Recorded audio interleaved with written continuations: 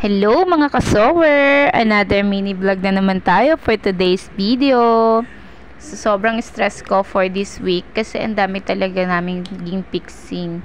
So, bilang may-ari, kailangan natin marunong talagang magtahi. Kasi, minsan, hindi na natin maipasingit sa mga mananahi natin yung mga pag-aayos ng mga fixingin. Kaya, ako na lang yung gumagawa para mas papaayos din at saka para hindi na rin ma-istorbo pa yung mga mananahi namin sa mga ginagawa nila, matapos nila yung mga ginagawa nila.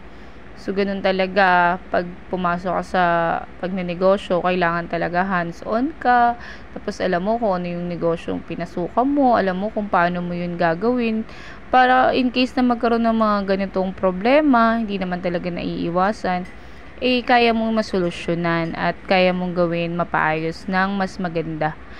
Kaya yan, medyo stress talaga dahil medyo marami-rami yung fixingin namin na kailangang ayusin.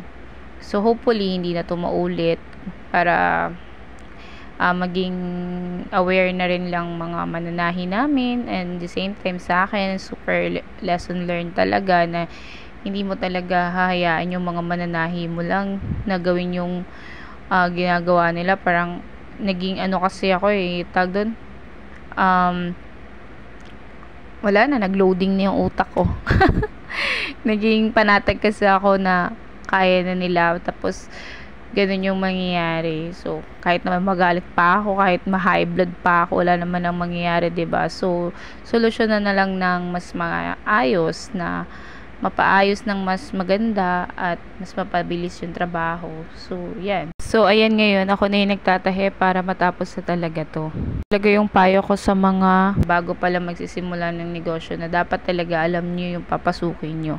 Kasi hindi talaga siya madali. Hindi talaga naiiwasan yung mga ganitong problema na nagkakaroon ng mga problema sa mga mananahi, sa mga empleyado.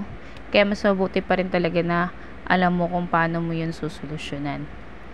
So, yan. Sana maging maayos na yung ginagawa ko. And hopefully, matapos ko na ito ng mas maaga. Kasi marami pa kaming nakabinbin na trabaho. Marami pang gagawin. Kaya, thank you Lord sa lahat ng gawa namin. And yun lang. Thank you for watching.